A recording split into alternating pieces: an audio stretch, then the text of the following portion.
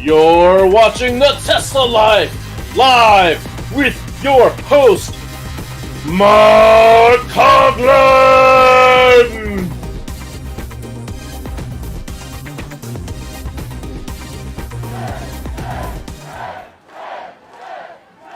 Hello, everybody, and welcome to the Tesla Life number 371. Patrick, you've missed your calling. You should be at the WWE every Sunday night. You've just missed your calling. I'll explain why, but all my windows are open right now, so all my neighbors got to hear that. That's awesome. That's awesome. With us, as always, we have Mr. Casey Green joining us from the Mid-Atlantic. How are you today, sir? Try to stay dry. It's raining, is it? Yeah, my area, they're talking about, by the time this is all done, they're talking about 20 inches of rain, aka 150 inches of snow. Yeah, you're gonna need a boat by the end of the night. I can just tell. So, some of the neighbors do. Oh, man. Good luck with that, Casey. There've been a couple tornadoes. We lost power for a little bit, but that was all right because the backup battery was able to handle it. And with the amount of rain we had, there was not as great a need for the air conditioner. So the fact that my battery doesn't carry the air conditioner didn't hurt us too badly. Good. Excellent. Also joining us, Mr. Patrick Connor from the WWE. No, I mean from the Northwest region. How are you today, sir? Hello, Tesla Nation. It is hot here. And guess what? Our air conditioner went kaput on Friday. Oh, no. Yes. And we've been trying to get the AC guy out here, and he's finally on his way. So I might have to leave in the middle of the podcast for a few minutes. I hope I have to leave in the middle of the show. Because I need to get this thing fixed. And our setup's a little more complicated because we have a sure start because our air conditioner is on the power walls. And that helps make sure that you don't blow an internal circuit when the motor's starting for the compressor unit. So right now I have a bunch of fans running that might be making some noise, and so if you hear that, you know why. And what's the last thing I wanted to tell you? Yeah, so to make it all worse, so since it's been Friday, we've been able to open the doors and windows and let cold air in the morning and try to keep the house as cool as we can during the day, and then in the evening when it cools off again, do the same thing. But right now, because of the wildfires, we have an air quality alert going on. And it's going to get even worse tomorrow because there's an inversion because it's so hot. So tomorrow it's going to be hotter and worse air quality. So if they don't get it fixed today, tomorrow I have to choose between being able to breathe or sweating to death. Yeah, I might just go sit in my car with Biohazard and AC and just spend the day in the Tesla. Might be better than take the cat and the dog, the family, everybody's going in the car. We're going on a road trip. We're going nowhere, but we're on a road trip. Right. Yes. Yep. We'll stay plugged in so we can crank up the AC. Well, good luck to Patrick and Casey with this adverse weather both are experiencing. Our special guest. Water, one side's on fire. Yeah. Can we take your water and put out our fire? That would be sweet. Exactly. Our special guest tonight is Mr. Paul Guzyk from Boulder Hybrids. Paul may be new to some of you, and Paul may be old to some of you because he's been with us before in the past, in the early beginning. Paul, of course, was a regular on What Drives Us, and we certainly welcome him today to join us. And Paul, of course, is in the Boulder area, or the Front Range, I understand. And he has a business that both repairs and they do some selling of EVs and also hybrids. So, Paul, welcome to the show. Great to be back and nice to see all you friendly faces again. And it has been a hot summer here as well. So this climate change stuff is real. It's been probably the hottest summer I remember in Boulder since 2010, since I moved here. So wow. Yeah, it's too. It certainly has been a hot, actually 10 days here in Southern Ontario. The heat just broke today. So there's been a reprieve of the high humidity that we've been experiencing for the past 10 days or so. So I'm thankful for that. But we see that there's more heat on the way. So it is what it is. Got a statement and a question for Paul before we really get into things. Mm-hmm. Anyone who tells you that climate change isn't happening, it's a hoax, blah, blah, blah, we didn't have anything to do with it, we're not accelerating it, whatever. Ask them why you can't get home insurance in Florida very easily. Right. That's the statement. Then the question for Paul was, I came across a couple of auctions for, or listings, depending on which one we're talking about, for some vehicles from Boulder Electric Vehicles. I understand they're no longer in business. Are you familiar with them? Yeah, they were a small startup, handmade engineering prototype type cars, so I wouldn't really touch them because they don't work. Gotcha. They're going to break, and you can't fix them. Fair enough. So, yeah. Excellent. Well, good to have the question answered. Certainly, we welcome Derek, Mike in the chat room first there. Hello to both of you.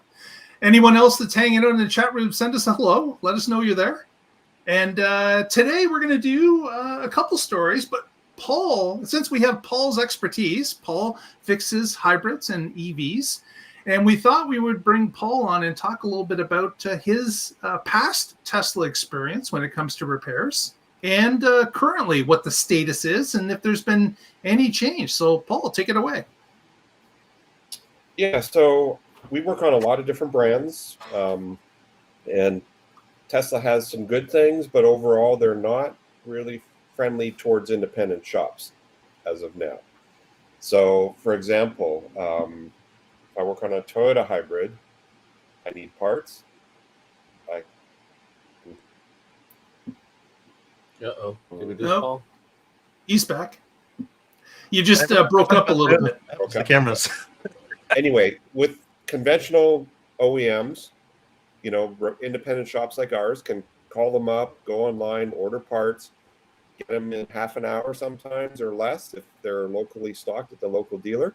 I can go to alternate dealers in the next town over if my dealer doesn't have the part or the next town over has a better price. Tesla, if I walk into a local Tesla store, they tell me to get the F out. They don't want to talk to me. They don't want to sell me. They'll only sell parts to Tesla owners, not to their mechanics. The other issue is I cannot call a human at Tesla to order parts. So I have to do everything through the website. When the website's broken, I can't order parts. Another thing, the way the business model works and has worked for 100 years, if I order a part from Toyota or GM, I get a shop discount. So if the part's $100, I pay $75, $80 for it. I sell it to you, the customer, for $100, the same price that if you go to the dealer, but I make a bit of money on the part and some money on my labor. Well, Tesla treats independent shops like nothing special. We pay full list price on the parts, plus they ship the parts from Texas. So if I have a customer with a broken car and I need to fix it today, they're SOL. They just have to wait for the part to arrive. They don't have regional warehouses or local warehouses.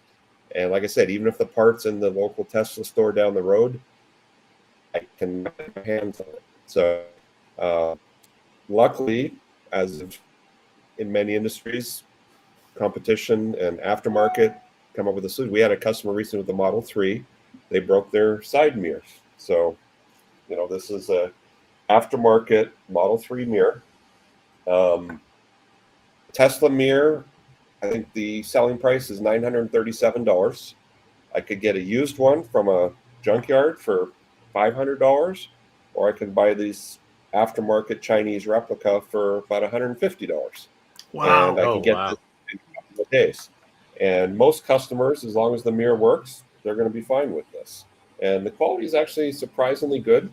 Probably Taiwan, maybe not China, but where there's a demand, people will fill it. And I hope as time goes on, Tesla starts treating independent shops as partners, because everyone else realized they can't handle it themselves, and it gives the customer the option to, fix their car, who they want to fix it, when they want to fix it, and price shop, which, everybody wants a good deal. When you go to the dealer, you're stuck with what they say the price is.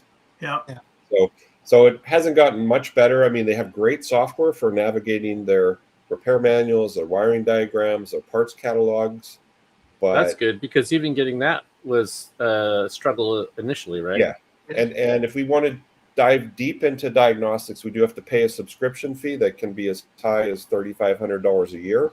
So we typically don't pay for that. We kind of go on a daily subscription if we need it. Luckily, a lot of the stuff we don't need to dive in that deep. Right. But there is. I think Tesla needs to realize there's millions of these cars out there. In the next couple of years, they're all going to break, and their service departments are going to be bombarded. I hope they don't all break. I know that. So Yeah, like I'm few- saying, in a couple of years they're all going to break. It's like, come on. Well, it's it's just yes. I mean, they won't break as much as say a Chevy or a Ford, but everything breaks. Yeah. And, exactly. Yeah. And I was just telling everybody before we went on air, just be glad none of you bought a Fisker Ocean, because we have one of those in our shop right now, and it broke, and there's zero support for that car, and the guy has a $70,000 paperweight at this point. Oh my. Ouch. Just fired your last 2 Canadian technicians today. Yeah. Oh, really? Yeah. Well, Yeah. there's they turned off their cloud support. They've turned off their updates. Oh, no. There's very little documentation. There's zero parts. I mean, and the reason this particular Ocean broke is the fob stopped working. Well, when the guy bought the car new, because of supply chain, they gave him one fob, didn't give him a backup one, and there's no phone app, there's no NFC card. So if you lose your only key or your only key breaks, you throw away the car. That's a great business model. Oh my gosh. That reminds me of Miles Electric. They had a similar thing with the smart key, right? That you were talking about years ago on What Drives Us. Right. Yeah. And people don't think about it when you're buying a car, but availability of keys, key fobs. Last year there was the Spark EV, which was a compliance car. Had a customer lost their key for it. We couldn't find a replacement. We finally found one, and now they're available again. But months and months there was just none available. So what do? Park your car? Yeah. Drive something else. So when you're buying a vehicle, you want to make sure there's a company standing behind that vehicle, supporting that vehicle. We've got an issue going on right now with the Gen 2 Chevy Volts.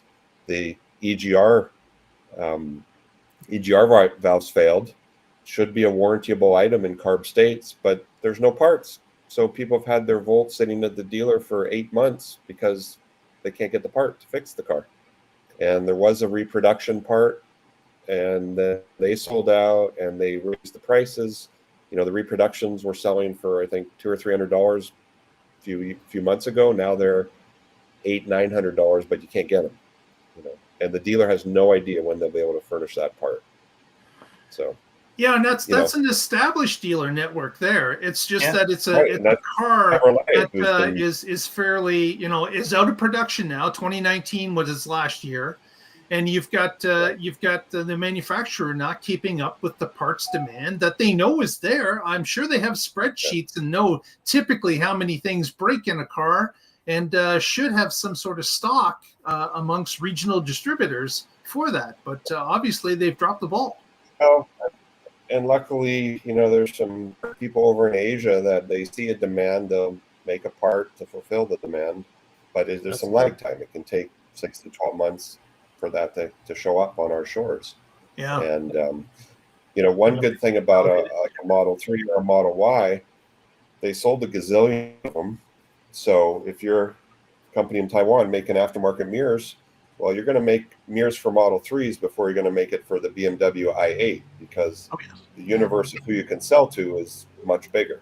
And, yeah. Just makes sense. So that's the other thing. If you stick with a car that's a mass market car, you have more options for parts. There's more recycled parts on the market because more of them were on the road, more of them got wrecked, more of them end up in junkyards, where specialty cars are great if you're rich, but find a taillight for BMW i8, it's probably $1,500.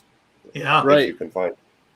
Yeah, buy whatever you want if you can afford a $70,000 paperweight. Otherwise, listen to Paul. But most people want to be able to get parts. They don't want to have to wait months to get their car on the road.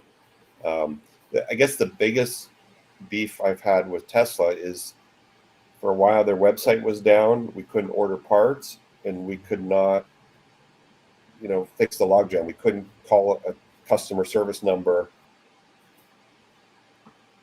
Yeah, it's interesting, Paul, that you say that that there was an issue with Tesla not even wanting to speak with you in regards to you not being the owner of the car, but yet the phone number that you're calling, I guess they know that you're not the owner, and you have the ability to still order a part.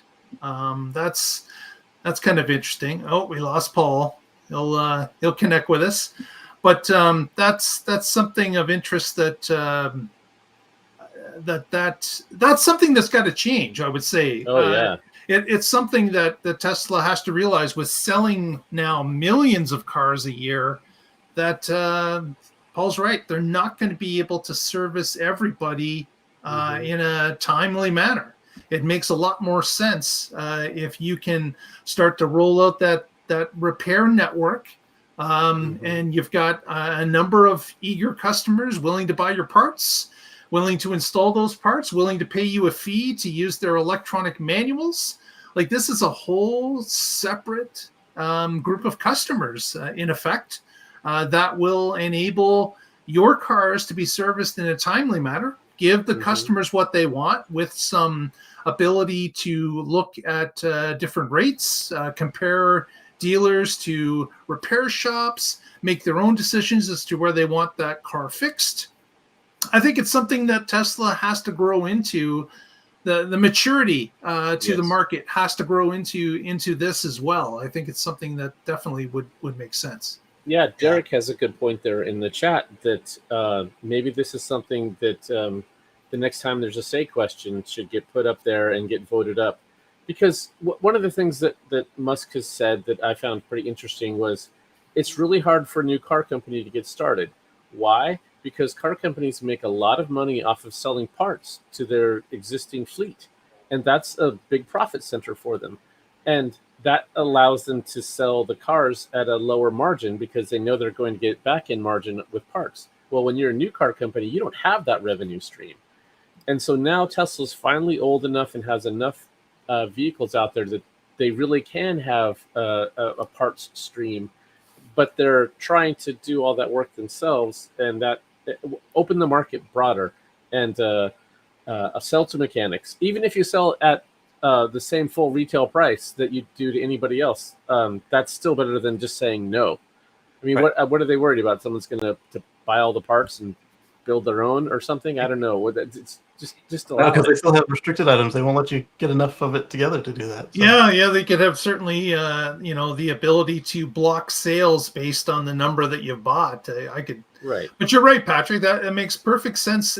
They should be heading in that direction. I wonder if it's because of it's a lack of bandwidth of Tesla as to them trying to do other things, more initiatives that they're trying to push out, that their retail or their service network is just keeping up with servicing cars, not thinking about this other side of the business, which certainly would have to be addressed by corporate and then rolled out to all the service centers. So it isn't individual service managers that are making this call. It would have to be somebody up the chain that would say, this is our new dealer network we're going to roll out. This is going to allow people to service our vehicles, and here's how it works. So it seems that the service is second string at the company, only above used cars.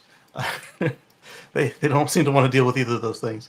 Bassam, that is the second gen Chevrolet Volt with a V as in Victor. That one does have an EGR valve, as did the first one, but the second one, it gets clogged very easily because of the way that they run it, and they didn't adequately prepare the network to receive these requests for new ones, and apparently it's very difficult to clean it out too. So. Yeah. Quick shout out to JT 24. We've got Kenny. We've got Purple. And we've got Basm joining us in the chat room since I asked for people to say hello. So hello, everyone. Thanks for joining us today. Yeah. Well, let's go on to a couple stories. We'll see if we can reconnect with Paul as the show goes along. But our top story today was a little bit of a surprise. Our friend Teslatino, Raphael, who is out traveling North America in his Cybertruck, he's on the West Coast currently in the Los Angeles area, and he stopped by a supercharger to charge overnight during the night.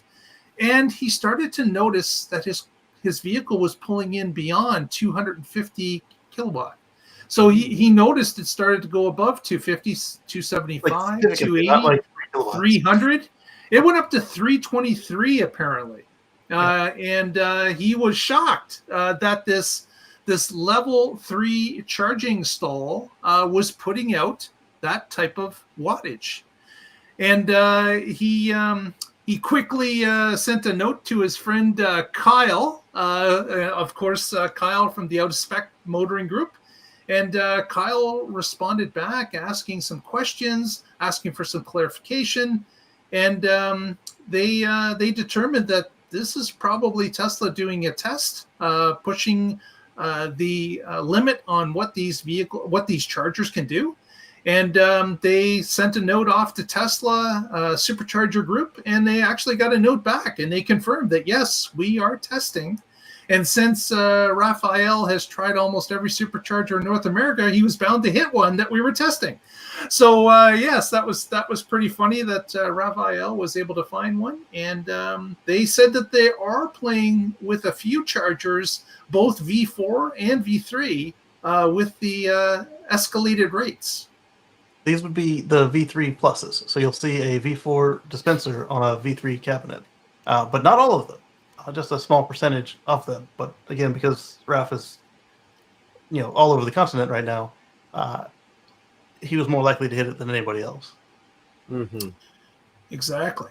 So that's kind of interesting. So that's going to make certainly Cybertruck owners happy if this rolls out to other units, other locations, because of course it's going to result in a bit faster of a charge.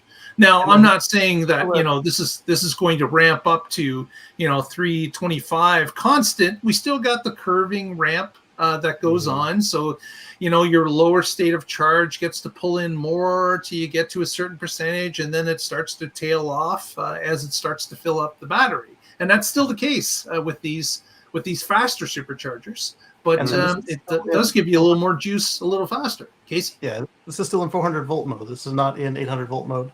The reason that they're using the V3 pluses is because they have immersion cooled cables. So rather than just a little bit of liquid going through, like on the V3s, like the whole conductor is immersed in coolant, and it's actively cooled all the way up through the handle and back. So they also have a silver tipped pins. So it's a lot more heat capacity. That's why we went back from V2 and V1. The cables were monsters. Then they got skinny with V3. Yep. But then when we went to the V4 dispensers, they got bigger again, and that's because they wanted more cooling capacity, and that's how these are able to do that on a 400 volt architecture. So they haven't even turned on the 800 volts yet, which we'll see another bump. That's interesting. That they're so certain hardware. They're able to bump it up because of that change made in those units with cooling. So some of the V3 pluses, as you say, can handle this modification, whereas the regular V3s will not be because they do not have the cooling capacity. Yeah, and if they do, it'll be a lot shorter, like maybe a minute or second, 5 seconds. Yeah, because they'll exhaust their cooling capacity really quickly with the thinner cable. So that's interesting, and of course, we had speculated that Tesla, of course, would be playing with these rates over time. We've heard many things about them moving the speed up a little bit more with the V4 cabinets. We've talked about 800-volt charging, which Tesla eventually will be able to handle in North America, but right now they're not able to handle that yet. So they're kind of feeling their way through it with some of these units to push it up a little bit more. But this could be real interesting times as they start to dial this stuff in. I'm curious at this point if the Megapack is even 1,000-volt yet. Or not the Megapack, but the Mega Chargers.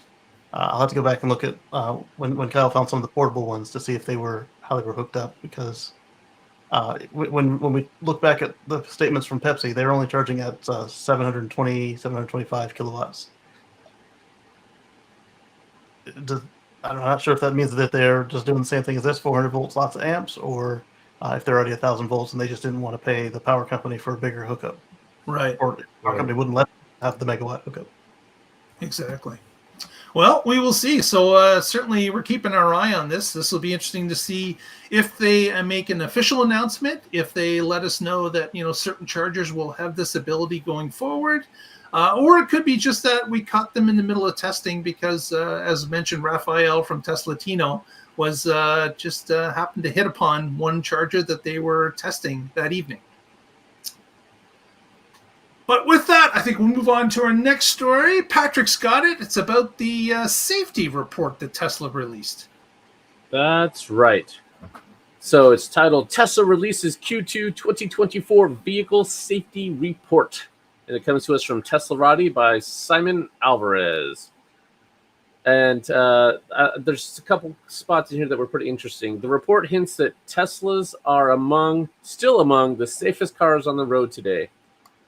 And some data points here. As per Tesla's Q2 vehicle safety report, it recorded one crash for every 6.88 million miles driven in autopilot. And for Teslas that were driven not using autopilot, so they're both Teslas, so it's as apples to apples as you can get here, one crash was recorded for every 1.45 million miles driven. So significantly better, lower crash probability if you are using their safety features. And now it says autopilot, but does that, I wonder if the data includes FSD, or if they just have so many more people in autopilot that's the more relevant comparison. But recent data from NHTSA and FHWA, I don't know what that one is. NTSA is National Highway Traffic Safety. I don't know who the FHWA is. Anyway, this data indicates that in the US, one crash was recorded for every 670,000 miles of driving. So I guess that's the baseline you can be comparing to. So you can get twice the number of miles in a Tesla in general, and then you can get 10 times the miles if you're driving with autopilot. So that is all good data. There was one other point in here I wanted to bring up, and that was for vehicle fires. So where is that in here? Tesla also shared its vehicle fire incident data. Between 2012 and 2022, about one Tesla vehicle fire event happened for every 130 million miles traveled. And this is compared to every 18 million miles traveled in general. So Teslas are far less likely to be involved in a vehicle fire. And specifically, they noted that this is just being involved in a vehicle fire. It doesn't even mean that the car was the source of it. So this includes fire events that are caused by structure fires, wildfires, arson, and other causes unrelated to the vehicle. So we had reported on somebody who was lighting Tesla tires on fire to catch the entire car on fire. And so that's all included as a vehicle fire, even though it has nothing to do with the vehicle safety or features or energy storage systems or anything like that. So that was good data all around. Safer if you're on the road, safer fire. It's all good news. I will. Something that happened to me just this weekend. I was on a back road, paved, 2-lane road. I was traveling at about 90 kilometers an hour, which is about 50 miles an hour. And the road had ruts in it. So I moved out of the road of the ruts and was traveling the tire was in the center of the lane, and then the other tire was at the shoulder of that lane. So I was avoiding the ruts purposely. Mm-hmm. And I was zipping down the road, and I got an alert, and the steering wheel turned back into the rut. Yes. And I got an alert on screen, even though I was not in autopilot, and it said something to the effect of the car indicated that there could be a safety issue. And it pushed me back into the rut because it thought I was not doing this on purpose. Maybe I was sleeping. Maybe the car was starting to drift off the road. And after a while outside of those ruts, the car decided it was going to act on my behalf and kind of push me back in. So I thought that was pretty cool. And that correction feels like a rut when you're holding the wheel. Yep. It's like, whoa, where'd that come from? And then you see the exactly. note on the screen, like, oh, okay. Yeah, I saw the red note appear on the screen, and I said, "Oh, there's the car," thinking I'm not paying attention. Okay, well, right? Better that happened than it not happened. So that if it happened to be that I wasn't paying attention or nodding off or something, I would certainly appreciate that. But I thought it was cool that even though I was not in autopilot, the vehicle took that safety feature and pushed me back, and that's kind of links into the safety report that Patrick was talking about. Absolutely. Yeah, my favorite is if you try to go and somebody's blasting a red light, and it's like, nah, we're not going. And right, if it sees cross traffic, it'll stop for you. Exactly. Yeah. Shout out to Derek. Derek, yes, the under 2% rate is something that would tempt me too. So I don't know how you're stopping yourself, Derek, for that new Model 3. I did go back and look at Kyle's other video on the temporary mega charger. It's even slower than Pepsi. It is 1,000 volts, but it is only 375 kilowatts. Okay. Yeah. In the chat, RC Robinson answered my question. That's federal. So that's why, Federal Highway Administration. Very good. Very good. We thank all our listeners for chiming in as we go along. Appreciate it. Yeah. And Mark, you can turn that feature off, the lane departure. You can have it as a warning. You can have it as an assist, or have it off completely. I think all those options are in the menu. Okay. Depending on how much you like that. Like my wife. Insurance company would have to find it off. Yeah. So my wife did not like that feature. She was like, "I want to be in the part of the lane I want to be in, just because you don't." And I have my own reasons. I'm paying attention. I'm driving myself. So she doesn't like any of that automated stuff. So when she drives, that option is off. Yes. It's an offer warning. It's just a warning. Yeah. Yeah. They'll be less likely to fight you if they find it on warning than if they found it off. Yeah. They don't like to pay. Yeah. Maybe off is not an option. Anyway, I'm sorry. Go ahead. Now, our next story, Casey was watching our Twitter feed during the week, and that's at the Tesla Life if you want to follow us. And we posted a story fairly quickly about Costco Taiwan had apparently come into a deal with Tesla that they were going to start to sell Teslas at Costco's. And Casey, who was quick-eyed, what did you reply back, Casey? I included a link to the man who says stuff, and he claims that he canceled it because he didn't authorize it. I find it very hard to believe that a program like this could have got past him without approval. So I think he was probably not paying attention, or he didn't understand what they told him, or it was within the realm of pre-approval, and then he changed his mind. Because the customers were happy, the program sold out before Elon canceled it. And so what are the details of this program? Now the program is similar, apparently, as what happens currently in North America with General Motors.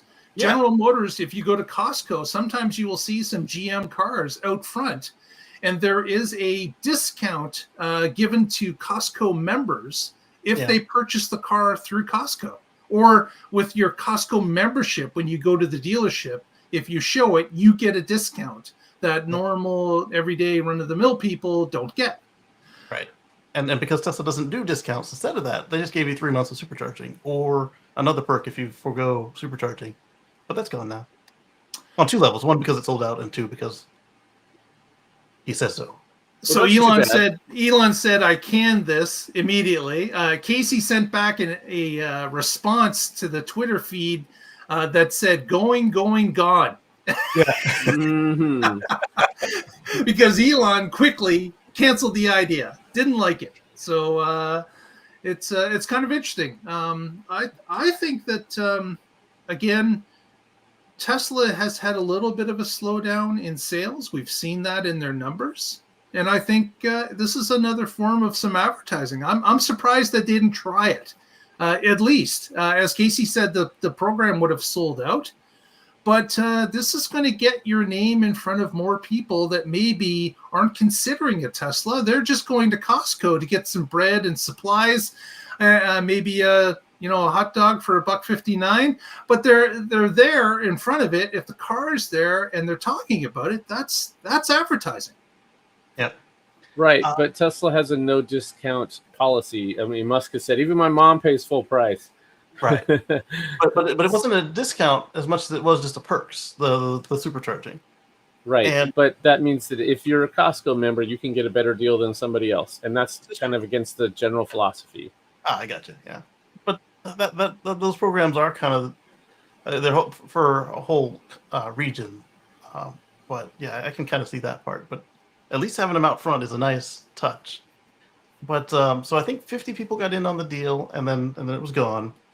But my concern when they first announced it, before Elon did his thing, I just barely managed to bang out, "Hey, does this mean that that there's a chance that that somehow this doesn't count as a franchise dealer, or is this just never coming to the States?" And then it wasn't even coming to Taiwan anymore after that. Yeah, so never know. Let's challenge it. Yeah, you're right. Once it gets challenged, that's it. But as Casey mentioned, it is kind of strange that it got this far without, to the announcement where it was actually put on their Twitter feed and it was broadcasted to the world. And as Casey mentioned, 50 people got in on it. So kudos to those people watching the news and saying, "What? That sounds strange. Well, let me order one. Let me find out." Yeah, what do we say on this show all the time? If you see the deal you want, don't hesitate. Exactly. 50 people took our advice. I think it was up for all of an hour and a half, because of the time difference. And then when Elon woke up, it was gone. There's a comment from Derek.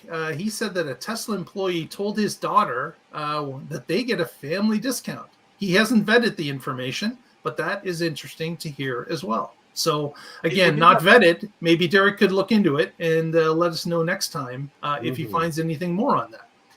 Yeah, they have something. I don't know if it's officially a discount or if it's like it's they do get something. Let's just say that. Okay. Right. If you're a Tesla employee and you're watching this, let us know.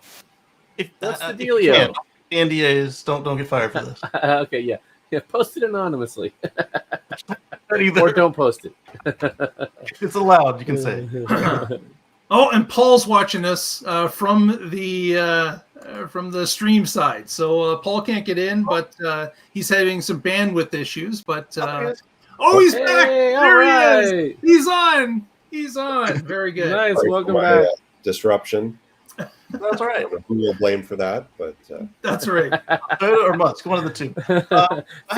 Fisker's taking you down. How dare you trash the ocean? A few years ago on my Model S, they damaged the auto dimming mirror, and it accidentally got charged to me before they covered it, and the charge was just $30. So I was under this impression that a lot of their parts are reasonably priced for the customer. Is that still the case, or is that something you've noticed compared to? Depends on the part.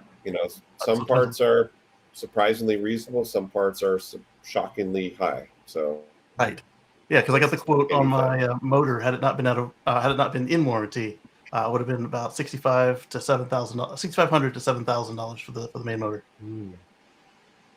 Yeah, and like I said, there are a lot of decent parts from decent companies. Like control arms on Model 3 that were squeaking and scrunching. There's now German-made high-end ones you can buy.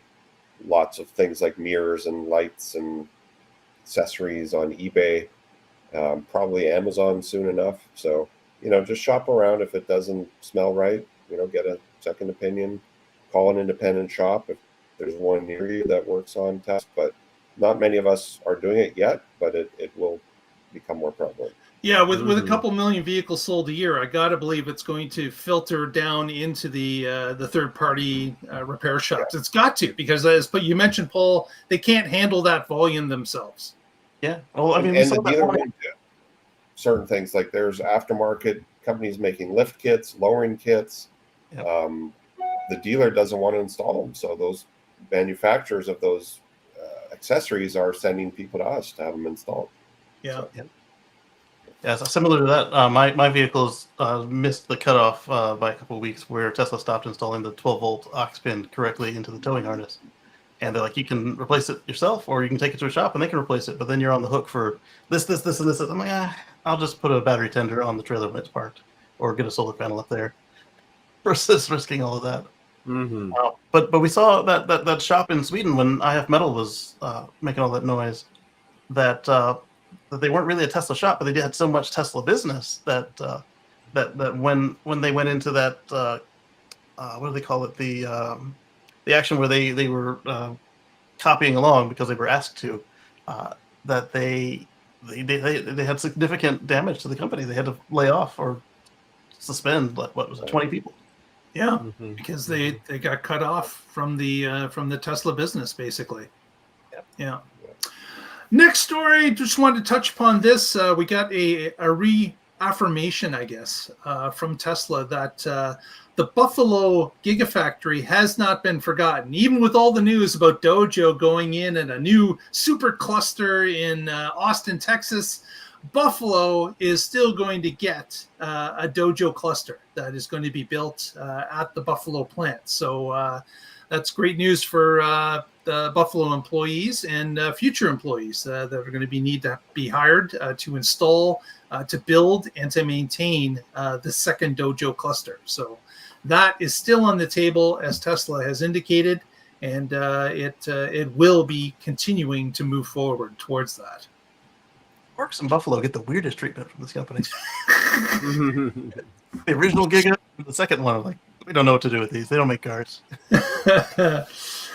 Next, an update with the dry cathodes from the 4680 batteries that the Cybertruck is currently being installed with.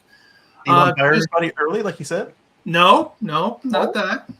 What we've got is we've got from Battery Day. Of course, part of the reason that Battery Day was so revolutionary was not just the 4680 form factor that they were going to build that was going to be more energy rich, but it was also the creation or the processing of that battery, and how they were going to eliminate the wet cathode, which needed to be wetted, warmed, then dried with industrial heaters, and then put into the battery. Tesla had indicated that they were coming out with a new function that would insert a dry cathode in its So, Mark, can you move your mic? It was cutting out.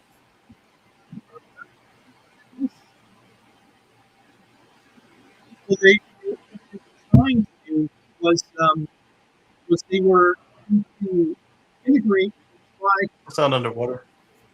Yeah, it's still bad.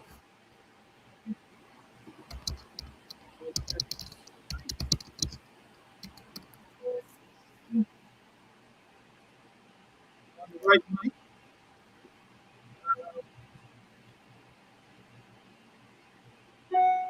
I'll try to reset it. Casey, do you know? There we go. You're back, Mark. Every time you think about fixing it, it fixes it. Yeah, it jumps before I cut it off. So, so this dry cathode formula they wanted to implement with the 4680 battery immediately, and they had a tremendous amount of issues trying to make this work without having a lot of batteries that would have to be recalled. I'm sorry, not recalled, but being wasted not living up to the amount of energy they're supposed to store and so forth. And what happened just this past week is that they announced that they got it working properly now. Nice. So now the first Cybertruck with a dry cathode has been produced. And of course, they're benchmarking it. They're testing it. They're making sure that it's living up to the energy expectations that it's going to hold. And that is something that they have had issues with all the way to this point. And on my speculation would be part of the reason that the Cybertruck was delayed so long. These were things that they knew they had to have locked in tight in order for them to get the cost down and make the truck profitable as well. So to this point, they were using wet electrodes and spending the extra money on drying it and putting it in a traditional chemistry into the can and then into the battery pack. But hopefully they've now crossed that hurdle. Now the question is, can they vertically scale it with the amount that they actually need to produce millions and millions of these batteries? Do they have the ability to scale the dry cathode now? This is something that they're probably now the engineers are working on to make sure that they can scale it. But at least they know they've licked the initial problem, which was not being able to use the dry cathode at all without getting the proper performance that they believe they should be out of that cell. Yeah, and even though this one's like a test article or a prototype or however they want to phrase this thing, don't let the naysayers get you down. This while it carries all these disclaimers on it, it was made on the actual equipment on the assembly line with all the other Cybertrucks. Or obviously probably during a downtime, but they pushed it through on all the actual equipment that will do this. So now it's just a matter of dialing it in to make sure it's not punching holes in the sides of the batteries and make sure it's installing them in the correct place at the correct speed, and then they can slowly crank it up just like they've been doing with everything else. Exactly. Right. Yeah. Tesla designs things to be done at scale. So if you've been following EVs for any length of time, you'll see an article every week about some new battery breakthrough and how they're going to be stupendous. But that was one custom hand bespoke battery built on a lab bench with 99.9995 pure materials, and that will take years to get to scale. That's not how Tesla's doing this. When they say they've got something in a prototype, that means that it's much closer to production. Yeah, and even if that other one, those examples had been done at scale, like, hey, we had enough for 1 or 5 cars. Yeah, they're good for 5,000 miles. They're not good enough for production use. Yeah, exactly. Paul, any experience with Tesla batteries that people have come in? Any stories about that? We haven't done any yet. We get calls all the time. How much is it going to cost when my Tesla battery fails to get it replaced? Why don't you worry about that when it happens? Because right. Tell me in 300,000 miles or whatever. So my standard answer is: so when you buy a regular car, do you ask the seller, how much is the transmission going to cost when it fails? Like, you just deal with it when you get there, if you get there. So. Mm-hmm. But of the transmissions, have you had any of the rear drive unit failures at your shop? My local shop has had a couple. No, I mean, there's mostly Model 3s and Ys around here. There's a few S's, but I haven't seen any of those yet. A lot of suspension stuff, control arms. Upper control arm, number one problem. Yeah, for all models. Luckily, there's lots of aftermarket options that we can easily get, and even then, if you go to the dealer, their price is pretty fair for that procedure. So yeah, and that you can have on any car, that kind of a suspension problem. So yeah, very good. No batteries yet. I guess we'll see what happens 5 years from now. As we said, a couple million a year at this point. Yeah. And I mean, there's options as an independent shop. If the car's out of warranty, we might be able to take a low mileage car that was in a collision and harvest the battery out and transplant it. I mean, we do that on the hybrids all the time. Very cost effective, So there's definitely going to be options as time goes on, and more shops around the country that are willing to roll up their sleeves and play in Elon's sandbox. That's an ever-growing sandbox. Makes sense. If there's enough of them, it's worth looking at. Because I was in a tow group the other day, and they were whining about electric cars, especially Teslas, and I was like, I'm never gonna touch one. And then one of the other tow drivers was really smart. He said, "Fine, I'll take your business, and when you're slowly going out of business, I'll buy your truck too." Yes, yeah. I'm gonna stick with buggy whips till the day I die. All right. Yeah. Well, let's wrap this show up. Casey, any shout-outs from you? Yeah, so on Sundays, you can catch me at 1:10 p.m. Eastern at Let's Chat with Casey and Friends on youtube.com/Casey Green. And before that, catch us Friday on the Tesla Life Express. Same time, same place right here. And then after that, on Monday, you can catch us at the Tesla Life Express #2. And we'll do the same thing there for 1 or 2 stories, and then back to the live show. On Wednesdays, absolutely. Thank you, sir. Patrick, any shout-outs from your end? I just want to say, hey, Paul, thanks for coming in and hanging out with us. It was good to see you again. This was cool. And as always, I'm with the Oregon Electric Vehicle Association. You can find us at oeva.org. And I blog occasionally about my future free from fossil fuels at carswithcords.net. Thanks. There you go. Very good. And our special guest, Mr. Paul Guzyk from Boulder Hybrids.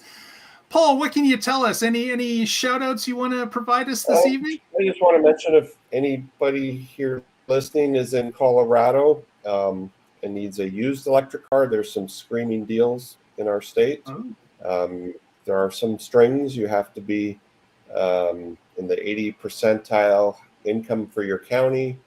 But there's like a cash for clunkers. You can trade in a crappy old ICE car, and the state will give you $4,000 towards a used EV or plug-in hybrid. Our electric utility will give you $3,000, and of course the feds will give you $4,000. So you're registered for that as a used car dealer, right? For the 4,000. Yes, so we're a participating dealer. So a lot of our customers are buying used EVs and getting $11,000 off before they leave the store. So that's a pretty sweet deal. So you can read about that. We did a little website and our Google Doc that you can get to at ev.boulderh.com.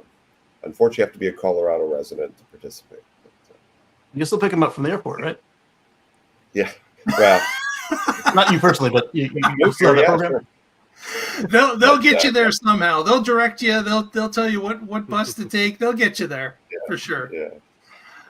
Well, thank you so much, Paul, for joining us today. Love to have you on the show. Well, certainly the invitation is open anytime that you'd like to join us again. And certainly we appreciate the knowledge. And if you've got any updates on stories for us, you can certainly let us know, and we'll pass them along if you can appear. So thank you so much, and appreciate it you coming out tonight. With that, I think we will it up. Thanks to Brian in the chat room, Derek, Kenny, RC. We've got Basm, we got Purple, we got GT, we've got Derek, and Mike. Thanks so much for joining us today. We really appreciate it. And if you haven't already, give us a thumbs up on the video and press that subscribe. Helps us out and doesn't cost you a thing. Thanks so much, everyone. Have yourself a great evening. Stay positive. Test negative. It's a good Moon.